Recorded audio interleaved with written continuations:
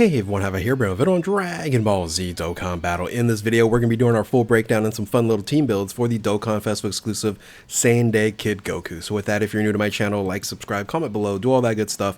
Let's go ahead and dive right in. So yes, here we are with the second ever Dokkan Festival exclusive Kid Goku. Of course, we had the Path of Power Goku, which is also getting a ZZA. But now we have the Saiyan Day Goku here. So let's go ahead and take a look at the card arts first. I like both of them very much so. Funny little stance there, of course, with the Goku. Generally, it's not an action pose for SSRs. It's the TUR that has the action pose on here. And of course, this being a unit super attack type of unit, you have Bulma in the background. But all in all, I think it looks great, especially for a Kid Goku and a TUR. But let's look at the stats of this unit here. Not very excited about the base stats here with HP, attack, and defense. You can see at 55% to 100%, it's not screaming out, super good, right? It's pretty much baseline of what you're normally seeing in TURs on there. We barely ever crack the 16,000 mark in attack. Defense is pretty decent at 12,000. Usually we probably see it closer to 11. But I really hope that they're going to increase this in the future for TURs, and then just increase base stats in general for LRs as well. We've been kind of in this range for quite some time, and that's something they could change in the future. I would say the weakest portion of this unit here is its categories and its link skills. You have the Innocence, All in the Family, Saiyan Lineage, Infire, Incredible Adventure, Guidance of Dragon Balls, and Fierce Battle. It has the same name as Path of Power Goku, so they're not going to link up. If they had a different name, it would have been really nice if they were to actually do that. Categories, doesn't have Kamehameha, doesn't have Turtle School on it. It's Pure Saiyans, Goku's Family, Youth, DB Saga, Dragon Ball Seekers, Low Class Warrior, Bond of Parent Child, and Earthbred Fighters. We're hoping that this would also be a great ape unit. That would have made this a lot better as well, but all in all, this is where the limitation in terms of this category actually has. Let's go ahead and look at the baseline of this unit here in terms of leader skill. Kind of dropped the ball here as well, but I'm very excited to see that this is another Earthbred Fighters leader. This is something that was very much needed. World Tournament Goku is absolutely obsolete at this point in time, and we needed this new Earthbred Fighters category leader. However, the increase, the 220% boost, is not what we really want in Youth and Dragon Ball Seekers. So DB Saga, Earthbred Fighters, 200%, 170, so it's 250, 220. But Youth and Dragon Ball Seekers is very small categories. I was hoping to see Bond of Friendship on here. That would have made this team incredible. It would have probably be top 5 team if it only had Dragon Ball or Bond of Friendship down here below. Look at the super attack here. The unit super attack and the regular super attack both the stack. So this being a unit kind of designed for the festival battles, right? So, and I think that's not as big surprise, right? That the unit after the 10-year anniversary is going to help you out on that event there. So it raises attack and defense and causes immense damage to enemy and seals a super attack. Interestingly enough, if you have a Bulma attacking the same turn, you basically do the same thing, raises attack and defense, but you stun the enemy. So it would have been nice to see like seals super attack or stuns the enemy, because there's certain enemies that you can seal, some you can stun, and sometimes it trades off. So I don't think that's very stable in a sense of they should have just added another skill right there. Anyway, I digress. Passive skill here is activates interest animation when there's another DB Saga, Youth, and Dragon Ball Seekers category ally attack at the same turn. This is actually kind of a problem when you open up the teams to other units, so you do have to watch out for that. And this is very important because it launches additional super attack and has damage reduction of 40% for 7 turns.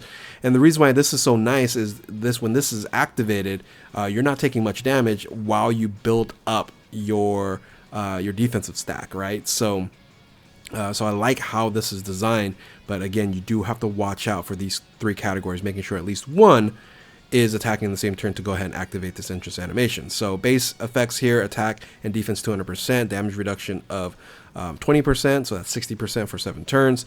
Launches additional attack, has a great chance of super attack. When attacking with 12 or more ki, 100% to attack, and then 55% chance of critical hit within the turn, and then 22% chance of evasion within the turn. It's a very low percentage there, but if you do add in your hidden potential, of course, that can, at least have additional benefit just in case, you come up against super attack, you get to have the ability to dodge.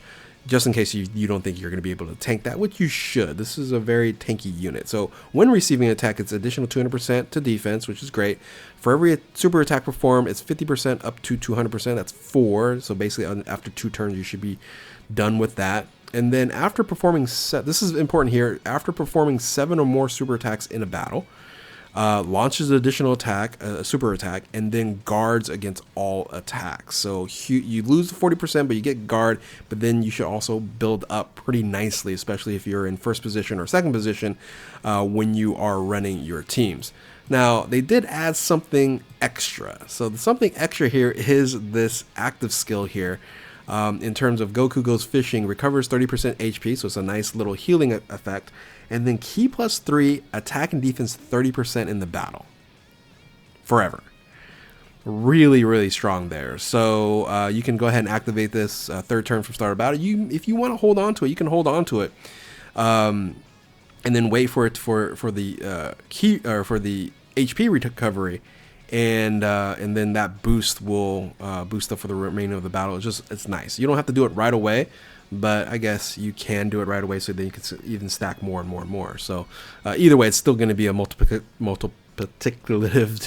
buff, and use it whenever you can, right? So anyway, let's go ahead and move on down to the team builds here. Like I said, the linking partners are going to be few and far between, so links aren't going to be much of an issue. But because links are kind of going to be an issue, you're going to have the opportunity to have plenty of support units on the team.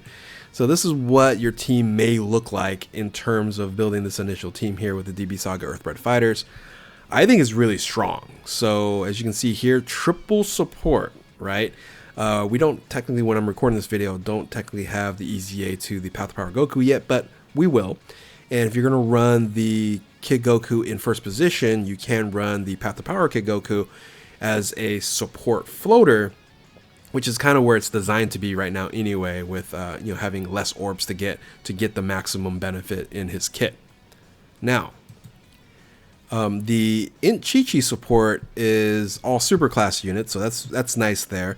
Versus the Path to Power Goku, it's category specific in terms of support, and then you can actually throw in the Bulma here as another support unit as well.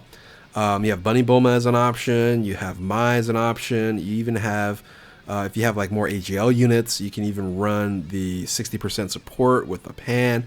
A lot of different options on there. Now I did scribble out a little mark here in terms of Gotenks. The reason why is, if you put that unit here on the team, you won't activate Gotenks its requirement there. So where you're going to be missing out on if you don't have a final trump card unit on there, his benefit is very, very important, and you got to make sure there's a final trump card unit on the team to go ahead and activate his 77% defense and 33% in damage mitigation, right? So gotta have that. You just have to watch out. Again, if you were to just put that unit here on this team, you would not have that benefit there. Now you can do something like this, right? So you take the additional support unit off, and like I just took off Bulma on here, and then put in the EZA to transforming Gotenks. That is a final trump card unit on there, and you're fine in that case. So again, just watch out for LR Gotenks on your team. Another way you can run this unit is in third position. So you have all the Kid Gokus as floaters. Not probably the best way of doing it. So being that you want to stack the Kid Goku on there, and of course being a floater, you're going to miss out on some of those opportunities. So not your best way of handling and building the team here, but it is something that's possible. I actually like this team probably the best in terms of 250 and 220%. Now, if you open this up, right, this is only 250 and 220% units that you're running on this team here. If you open it up, especially with Earthbred fighters, this is just the LRs that you can use for Earthbred fighters. And they didn't even put down the TURs, which is a bunch as well. It opens up the bench strength for this team quite severely. And as you can see here, you can run the 10-year anniversary Dokkan Festival exclusive LRs in Vegito and Gogeta, albeit at the 200 and 170%, right? So of course I put these units as a floater. I put Gotenks back on here because in this case scenario, they are final trump card units, right? So you're okay there.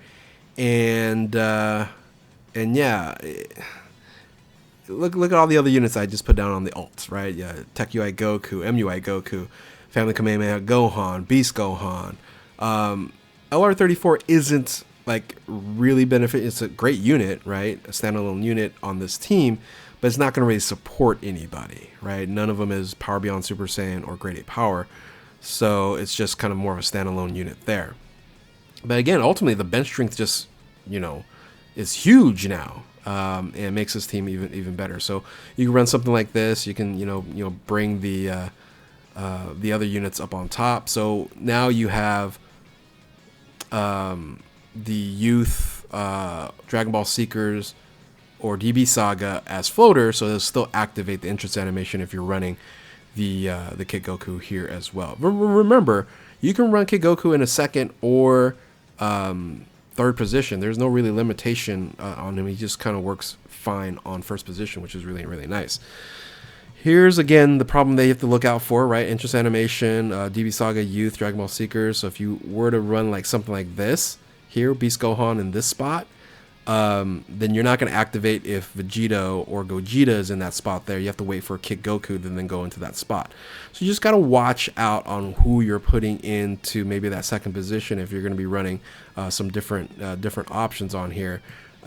Just always keep that entrance animation on top of mind when you're building the team. Again here, so if I were to run this in third position and have Beast Gohan, I have Super Saiyan Goku on here, you can this team is somewhat viable, right? It's just losing 40% damage mitigation. You're in third position, so you can still stack up and be kind of okay, but in the top tier types of events, it's going to be rough because again, the entrance animation is not going to activate with any of these units on here because none of them are DB Saga, Youth, or Dragon Ball Seekers. I don't think so, right? None of these are Dragon Ball Seekers. So anyway, another team that you can also look out for here is a full AGL team, which is really fun. So you have options here as well. So I think this is a very strong mono team. You do have a few units that are running at 170%, but you have a couple options that are also going to be running at 200 as well. So ultimately, its leading team that you're able to run is pretty good. It's pretty solid, especially running at the 250, 220%. The triple support team is a very fun team here. I like having this team. And of course, we do have to wait until the Kid Goku does EZA in game, and then you guys can really build this team from there. Now, if you can't wait and you want to access this Kid Goku's full potential here, you can run him on the Super Vegito team here to run festival battles, and maybe put him in first position here. You can put him as maybe a floater. They can stack up, maybe a substitution for Super Saiyan Goku and Namek Goku there. So that's an option here. Daima Goku actually provides a nice option here as well. So remember, Daima Goku is a Dragon Ball Seeker, so it will activate his entrance animation. So you're fine with that. And then of course the Turtle School / he's not on Turtle School, but he's on DB Saga. Unfortunately, he's not on Bana Master's Disciple, nor he's he on Kamehameha, so he's going to be running at 170% on this team. This team is still low-key a very fun team and usable team. for 7 turns, you know, and then Roshi loses a lot of his benefit there. So anywho, hopefully you guys enjoyed this video here, and if you guys have any team builds or questions, feel free in the comment section below. Again, a solid Saiyan Day unit provided for us. Some of you guys aren't summoning on it, I understand, especially after the 10-year anniversary. But all in all, if you guys do have this unit on here, have fun with them. And if you're new to my channel, like, subscribe, do all that good stuff. Thank you all for watching. Keep on Dokkaning. We'll catch you next time. Later.